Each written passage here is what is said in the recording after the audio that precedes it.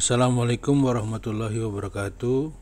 Hari ini kita masuk lagi di alfabet berikutnya, yaitu huruf M. Huruf M ini memiliki makna tentang bentuk pola pikir sekaligus pola pikir itu umumnya dibagi menjadi 4, yaitu pola pikir bentuk investigatif, pola pikir bentuk analitik, pola pikir bentuk metodis atau kumulatif, dan pola pikir bentuk komprehensif. Ini bisa dilihat dari mana? Yaitu sudut pada puncak huruf M dan lembah huruf M. Selain huruf M, huruf apa? Huruf N, huruf H itu juga bisa. Tapi hari ini kita akan fokus ke pendalaman materi tentang huruf M. Huruf M itu sendiri secara zona masuk dalam zona middle jika huruf M kecil. Jika huruf M besar, maka masuk ke dalam 2 zona, yaitu zona upper dan zona middle. Seperti itu. Nah, pada penulisan huruf M-nya itu akan ada 2 atau 3 puncak. Puncak pertama itu menggambarkan dirinya, kedua itu orang tua, 3 pihak luar. Itu kenapa nanti di poin 31 dan 32 lebar huruf M itu mempengaruhi terhadap sifat penghala atau sifat memberi ruang kepada orang lain. Nanti kita akan bahas di 31 dan 32. Dalam spasi antar baris, maka tingkat kemandirian itu juga bisa dilihat dari lebar huruf M masing-masing tulisan. Jadi kalau spasi antar katanya 1 sampai 2 itu tingkat kemandirian yang normal, tetapi jika sampai 4 kali lebar huruf M-nya itu biasanya ada tanda bahaya, yaitu orangnya isolasi, sulit untuk bergaul, dan super mandiri. Itu jika kita melihat dari sudut pandang ilmu grafologi fundamental. Nah, hari ini kita akan bahas lagi dulu secara ilmu atomistiknya. Sekarang kita bahas M pada poin huruf 1. Perhatikan huruf M-nya itu menyudut di bawah dan di atas. Ini mengindikasikan pola pikir suka mengidentifikasi atau menganalisa serta menginvestigasi. Jadi ada 2 pola pikir di situ yang langsung bisa kita lihat, yaitu pola pikir investigatif dan pola pikir analitik atau analisa. Sehingga orang-orang seperti ini cenderung perlu menganalisa, mencari alasan, memahami sebab akibat sebelum mengambil keputusan terhadap suatu hal. Dan ia lebih senang melihat sumbernya secara langsung terlebih dahulu. Itu untuk M yang pertama. Nah, untuk M yang kedua, ini disebut dengan metodis atau kumulatif. Jadi orang-orang seperti ini kalau melakukan sesuatu cenderung sedikit lamban dan dia melakukannya itu step by step. Sehingga kalau dia tidak menguasai suatu materi, cenderung gampang panikan. Tetapi kalau seandainya dia sudah menguasai, mau dibolak-balik lewat manapun, orangnya paham karena dia benar-benar mengerti dan menguasai pondasi. Beda dengan nomor 1. Apalagi nanti dengan nomor 4. Nomor 4 itu dia cepat banget memahami sesuatu, tapi dia tidak menguasai secara mendetail. Jadi masing-masing pola pikir ini ada kelebihan dan kekurangan masing-masing.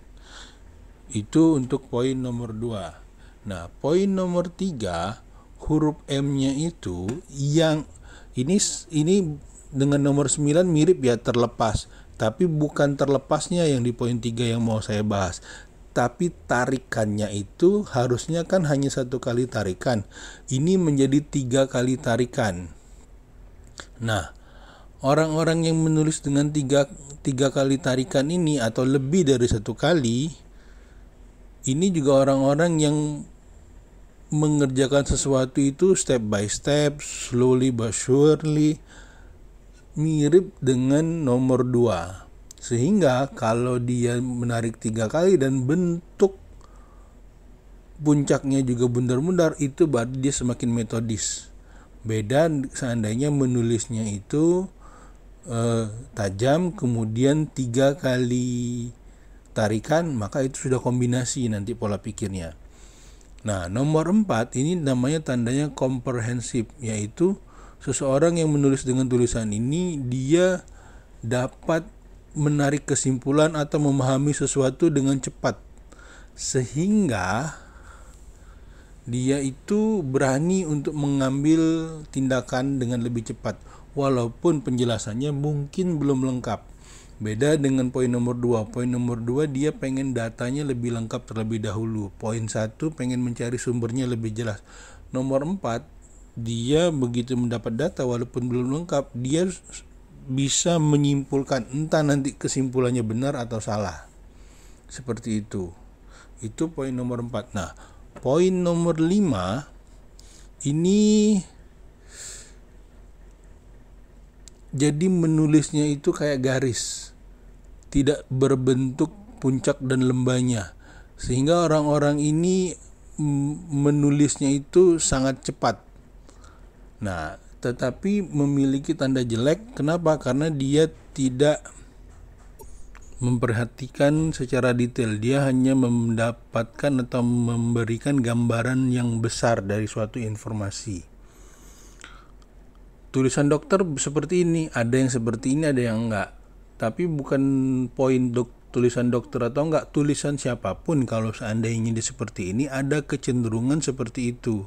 Nama istilah lainnya itu skimming, atau bisa juga disebut dengan huruf thread atau huruf seperti benang, seperti menjelujur. Nah, itu pada poin huruf M pada angka 5. Nah, kemudian kita akan bahas poin huruf M pada angka 6. Huruf M pada angka 6 terlihat ya, puncaknya itu yang sebelah kanan lebih tinggi. Sehingga orang-orang yang di sebelah kanan lebih tinggi memiliki ciri-ciri diantaranya itu ambisinya tinggi, meminta persetujuan atau pengen dilihat lebih keren dibanding yang lain, gampang iri, dan ada rasa sedikit tertekan terhadap lingkungan yang dia belum nyaman, seperti itu. Jadi sebelah kanan itu orang lain, sehingga dia membuat tembok pada orang lain. Kiri diri sendiri, ingat tentang margin kiri dan margin kanan, nanti ini bisa main kombinasi. Itu yang seperti itu, nomor 6. Nah, nomor 5 dia huruf M-nya itu terakhir, ujung tarikannya itu sedikit meliuk atau melengkung masuk ke dalam huruf M-nya, sehingga orang-orang seperti ini melindungi diri dari lingkungan sosial, dan ia cenderung juga merasa mudah khawatir dan sedikit panikan. Nanti ini bisa dikombinasi dengan poin nomor 11. Itu ciri juga orang yang gampang panik. Nah, itu nomor 7. Nomor 8 berkebalikan dengan nomor 6, di mana nomor 8 ini tingginya lebih banyak di sebelah kiri, mencirikan di orang-orang yang merasa dia lebih unggul dibanding orang lain.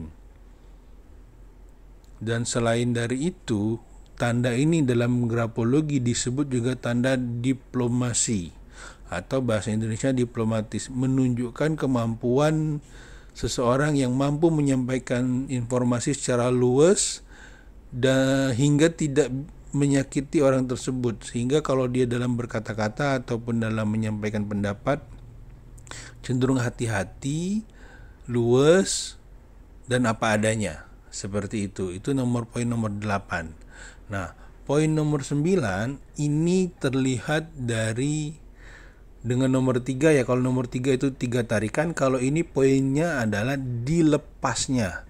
Nah, orang-orang yang lepas tulisannya itu satu, berhubungan dengan panik, rasa cemas, dan berhubungan juga nanti bisa dengan kriminal, kesehatan mental.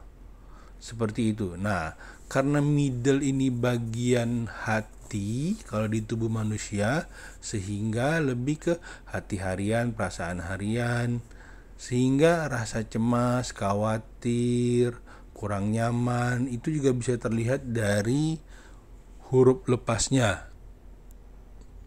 Nah, nomor 10 ini seperti not musik, sehingga orang-orang seperti ini adalah orang-orang yang memiliki ketertarikan pada dunia musik. Untuk poin 10 nanti kalau dan ini juga jadi ciri kreatif. Ingat, kalau sesuatu yang di luar dari kebiasaan itu bisa ciri positif, kreatif positif, bisa ciri kreatif negatif, nanti tergantung. Seperti itu. Nah, untuk poin nomor 11, ini pada saat menulis huruf M, di tengah-tengah huruf M-nya itu ada loop. Nah, ini mirip dengan poin nomor 6, hanya bedanya karena dia di bagian middle, orang-orang seperti ini lebih gampang banget lagi khawatirnya. Dan dia sangat peduli terhadap orang lain, tapi sekaligus dia khawatir pendapat orang lain terhadap dirinya, sehingga cemas, khawatir, kurang percaya diri, apalagi kombinasi nanti hurufnya kecil. Itu terlihat di nomor 11 ini. Nah, untuk poin nomor 12 itu huruf M-nya itu tidak menyentuh baseline-nya. Jadi penulisan huruf M yang ujungnya itu tidak menyentuh baseline itu mengindikasikan seseorang yang sulit mengambil keputusan, bahkan cenderung menghindari tanggung jawab. Kalau dalam grafologi itu, kalau pada saat menarik ujungnya itu menebal, itu artinya dalam tanda grafologi namanya firm, yaitu orang yang yakin dengan apa yang dia kerjakan. Itu kenapa saya minta kalau di terapi menulis, terutama huruf lowernya itu ujungnya saya minta menebal. Kenapa? Di antaranya itu membuat tanda firm, yaitu keyakinan terhadap apa yang dilakukan. Sudah determination, bentuk huruf kantong uang, kemudian firm. Itu sudah main kombinasi sebenarnya, tapi sekarang kita bahas di atomistik huruf M-nya dulu aja. Nah, huruf M kapital nomor 13 itu memiliki arti yang cukup bagus, yaitu orangnya dengan keseimbangan besar kanan kiri, nanti hubungan dengan nomor 21. Kalau secara tinggi ini berarti 4,5 mm. Dan orang seperti ini adalah orang yang cukup terpelajar, mengerti apa yang dia harus kerjakan. Nah, kalau nomor 14, yaitu huruf M-nya itu memiliki ujung lowernya itu masuk ke dalam zona lower. Garis yang melebihi dari baseline masuk ke lower itu berhubungan juga dengan materi. Jadi yang bersangkutan juga mementingkan materi. Selain dari itu juga ada kecenderungan gampang merendahkan orang lain dan menganggap dirinya lebih tinggi. sulit untuk berkompromi dengan orang-orang seperti ini. Egonya cukup tinggi juga. Nah, kalau nomor 14 turun masuk ke zona lower, nomor 15 melebihi masuk ke dalam zona upper. Tipikal seperti ini, tipikal orang yang gampang tersinggung dan cenderung keras kepala dan orang yang ambisi.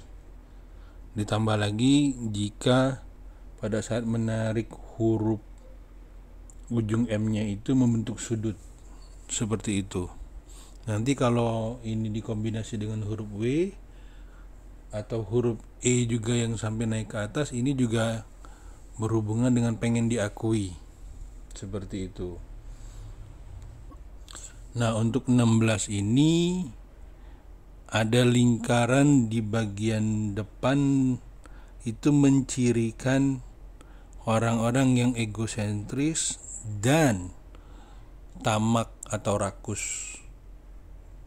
Seperti itu, terutama berhubungan dengan materi ini ya. Nomor 17 ini seperti huruf 13 tetapi dengan lebar yang lebih besar, sehingga terlihat proporsionernya itu sangat besar atau ekstravagan lebarnya.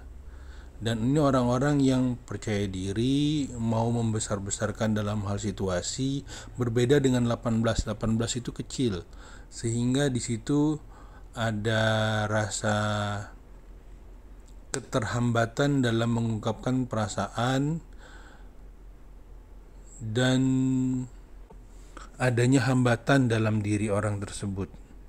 Apalagi nanti ukurannya kecil, itu nanti berkombinasi dengan rasa percaya diri. Nah, untuk ukuran itu teman-teman nanti kalau di jurnal bersyukur itu akan diminta juga menulis di buku halus kasar. Kalau teman-teman ukur kolomnya itu bagian upper 4,5 mili, middle 3 mili, lower 4,5 mili. Itu ukuran ideal dan ukuran internasional. Nah, kalau nomor 19 huruf M-nya itu seperti McDonald, sedikit melengkung, yaitu orang ditambah kalau ukurannya ini ukuran besar ya. Termasuk orang yang idealistik, religiusnya juga ada. Nah, kalau untuk nomor 20 dengan 25 mirip-mirip, hanya bedanya 25 itu membentuk bulatan di ujung atas, kalau nomor 20 lebih besar, hampir membuat bulatan. Yaitu cirinya apa? Ciri orang-orang yang gampang cemburuan. Seperti itu. Orang-orang seperti ini kalau sudah cemburuan ya agak repot, karena rasa memilikinya tinggi banget. Nah, untuk nomor 21 itu mirip dengan 13. Tetapi di sini ukurannya itu sama dengan ukuran 19, kurang lebih 4,5 mili. Jadi juga ada unsur idealistiknya dan religiusnya. Nah, untuk nomor 22 tarikannya itu sebenarnya ujungnya itu masih sejajar dengan baseline-nya ya, beda dengan 24. 24 itu benar-benar masuk ke dalam zona lower. Kalau nomor 22 ini sejajar, sehingga ada keterikatan terhadap masa lalunya, seperti bundaran di depannya atau dot di depannya, kemudian tarikan panjang baru berbentuk huruf M. Ini berhubungan dengan masa lalu. Nah, orang yang menarik tulisan awalnya nomor 23 dengan 26 ini mirip tapi sedikit beda. Kalau 23 dia memulai dari atas dengan membentuk lingkaran, kemudian turun ke bawah, itu ada rasa bangga dan juga menyimpan rahasia serta sensitif terhadap kritik juga. Nah, untuk nomor 24 dia sudah masuk ke dalam zona lower, tarikan lawannya karena dia bukan berbentuk garis lurus seperti tanda resentment, di situ adalah tanda egosentrik dan tamak. Jadi tamaknya juga terlihat seperti itu. Nah, untuk nomor 25 itu sama, artinya cemburu, mirip dengan 20 hanya beda di cara penarikannya aja untuk nomor 25.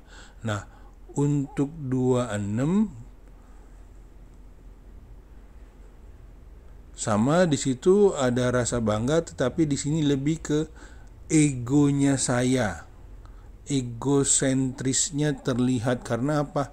Ada rambut di awal huruf M-nya. Kalau di huruf P itu namanya keras kepala nanti tandanya. Nah, ada juga yang menulis dengan mencoret huruf pada huruf M-nya seperti nomor 27. Itu jadi gini, apalagi kalau nama ya, itu nama misalnya tanda tangan atau nama kemudian dia coret, itu mengindikasikan ketidaksukaan terhadap dirinya. Dan kalau di huruf M ini itu juga tanda suicidal tendency, kecenderungan ingin bunuh dirinya juga ada. Tapi untuk tanda ini kita perlu lihat tanda kombinasi ya, karena satu tanda kalau untuk hal-hal yang sensitif kita perlu konfirmasi dengan tanda yang lain. Tapi secara buku literatur ini ada tanda ini seperti itu. Nah, untuk 27 ini dengan 28 itu berkebalikan. Kalau 27 itu huruf M-nya kayak huruf W, ini memiliki arti superficial thinker. Artinya dia itu kalau mau mikir cepat aja, tidak mendalam. Beda dengan nomor 29, tadi nomor 28. 29 itu juga ada unsur tanda kekanak-kanakan dan keanehan dalam perilaku seksual. Nah, untuk nomor 30, tiang di tengahnya itu cenderung hampir nggak ada ataupun kecil. Ini mencirikan ambisinya yang cukup besar. Nah, nomor 31 dan 32 itu kita perhatikan lebarnya. Kalau di 31 itu lebarnya di kanan, kalau 32 lebarnya di kiri. Kanan orang lain, kiri diri sendiri.